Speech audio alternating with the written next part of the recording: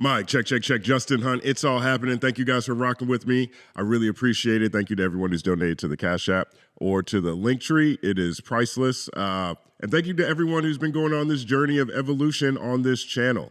I just give you guys updates all the time, so everybody's all included all in agreement on the wallpaper.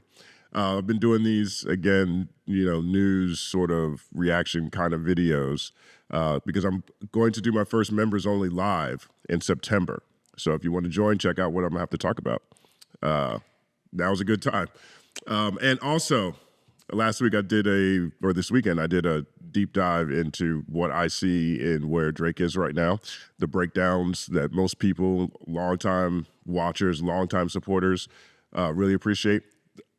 Once I get into a live rhythm, the plan is to start doing those again every weekend. So you can kind of see how the channel is evolving and developing, and I appreciate your patience and rocking down the road to the future. Big shout out to all of my members. I got 63 members. I think I got 64 now. I think I got 64. Let me check real fast. 65 members. We got 65 members now. Big shout out to David Jeffries and Mr. Too Opinionated. I really appreciate you guys. Thank you guys for supporting this channel. Okay, we got two stories for you today. I've got a jam-packed day, so I'm knocking these out early. One, we have an update on the Billboard charts. Billboard chart update. Last time we talked about this, we had 3 Drake songs on the Billboard charts. We had It's Up was sitting at number 28. It's Up was sitting at number 28. We had Blue, Green, Red. That was sitting at 63. And Housekeeping Knows with Lotto was sitting at number 85. Okay. This week, let's check where we are. Number 1, a bar song, Shaboozey, Tipsy. A bar song, Tipsy, Shaboozey. Still rocking. Still number 1 song in America. That makes a lot of sense to me. Makes a whole lot of sense to me. It is a country song that samples a rap song. Mean people in the middle. 2, Post Malone, I Had Some Help. Ill, Yuck, Culture Vulture. 3, Die With a Smile enters the charts. Lady Gaga, Bruno Mars, and number 4, Not Like Us. Then you go for a long time before you get anything else rap-related. I had one of my mentors and one of my friends. I was arguing with him earlier in the year how disruptive Vultures 1 was. And I'm glad I didn't publish my take. I don't think it would have held up very well. I still love that project. I still think it's a lot of fun. But that album debuted at number 1. And Kanye was completely independently. And that's why I look at it as so disruptive. Now Vultures 2 is a whole nother story. As you see, I've not talked about Kanye whatevers because I'm going to have to pen something particular for that topic. But his response was, he thought I was crazy. And in retrospect, I might have been. Big shout out to Reggie. Reggie Williams told me this. And then I said, well, why not? And he said, he says it's a bigger representation of how anemic the music industry is, and particularly on the rap side. And I've been thinking about that all year, just watching these charts, and he's not lying. I mean, after Not Like Us, especially on the rap side, you don't get another rap song in the top 25. It's the only rap song in the top 25. So, with all the criticisms that I have for how Drake sounds in his music and, his approach to this battle and his lyrical and cultural choices, the fact that he's still on here, is, I guess it means something. Now, to me, it means a whole lot less. It means like it's still waning interest in these new tracks because he's supposed to be the one that carries everything. He's the one that people look at for chart success, and he's just not having it. But no one else really is on the rap side like that, right? So number 26 is where you get like that. Kendrick Lamar's in here twice. Euphoria fell off this week, so that was not in the top 100 either. And then you have Eminem at Houdini. Now, don't get me wrong. There's some other rap songs between here and the rest of this list, right? Glorilla sitting right here at 37.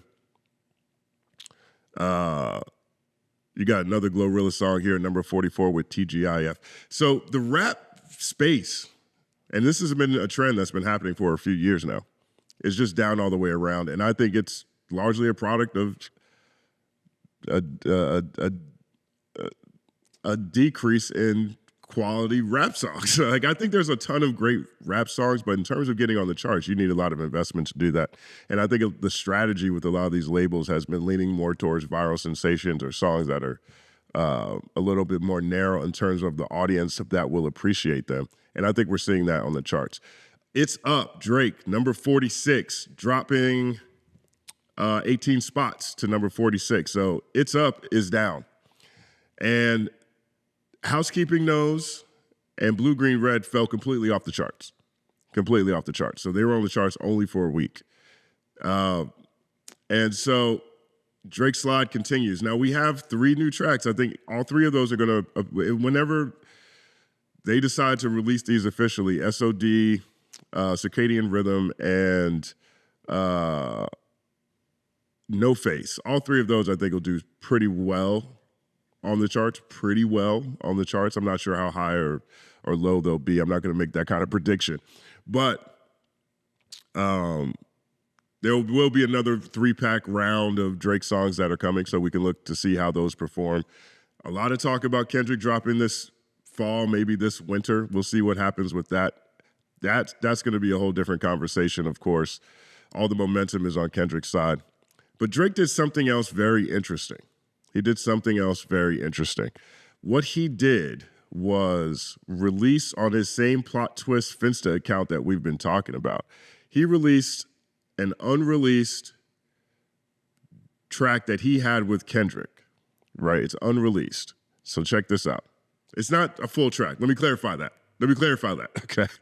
It's not a full track.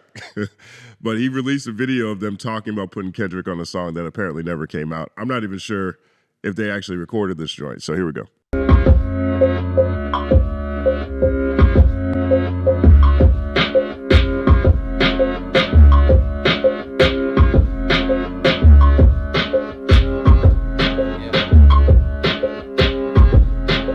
That literally sounds like something Kendrick would be perfect for, by the way. It's giving me that rigor mortis vibe on it. Like Kendrick would rock all over this joint. He would rock all over it. Builds crazy. I can't, and it's like just enough every time. For him, where he's at, that's like I know he's gonna murder that shit. I know he is. Yo, can you grab that for me, Hunte? Drake keep that hookah with him, man. I was looking for that Drake hookah photo for him. The thumbnail at one point, the most recent one that came out, where it's just that one, like this.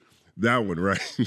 And I put in Drake hookah. There was like 600 different photos. I was like, oh, this dude be on his hookah. Oh, but when he told me Kendrick, it just made so much sense. Oh, what was this brilliance? Oh, so good. Right, so there he is again, playing on his Finsta. Now, you know, I'm looking at all this stuff, and all this stuff looks like Snipes to me. It looks like Snipes to me. I guess he has a plan. We'll see what this turns out to be.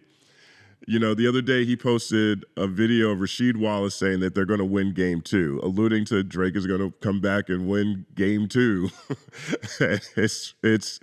It's really crazy to even think about because it's like, yo, there's no Game 2, doc. What are you doing? Like the battle is over. But, you know, let it go. I say let it go. We'll see what he decides to do. More interesting Kendrick Lamar chart updates too, though.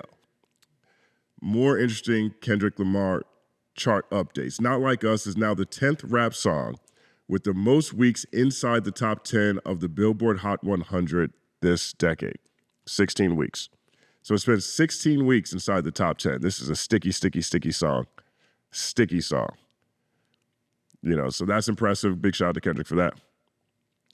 Beyonce and Kendrick Lamar's Freedom hits #1 on Billboard, on the Billboard R&B singles sales chart. This is wild. This song came out in 2016. Here it is on the Billboard site. #1 R&B digital song sales. It's had a crazy bounce back, right? This song came out 2016. Song Lemonade. Where were you in life when Lemonade came out? Did you think that 8 years after that, Freedom would be #1 on the R&B digital sales charts? Kendrick's in the zone. His album's going to do big numbers. Here's Duff Juice. Kendrick new album might do 600K first week. Not that I care about numbers, not that Kendrick cares, but that might shake the earth. I think we all agree on that one. But here's the chart positions for this week. I think the next 3-pack from Drake, I expect it to perform better than this previous one. I think that it's getting a more positive vibe reaction from people, and this seems to be how he's doing his litmus test. Is it still a Finsta if everybody knows it's yours? I don't have the answer to these questions. But let me know what you think about all of this, and let me know what you think about Kendrick and Beyonce showing back up on the number one spot, the R&B and digital sales chart. My name is Justin Hunt. Like and subscribe to the channel. Follow @TheCompanyMan on everything. It's all happening.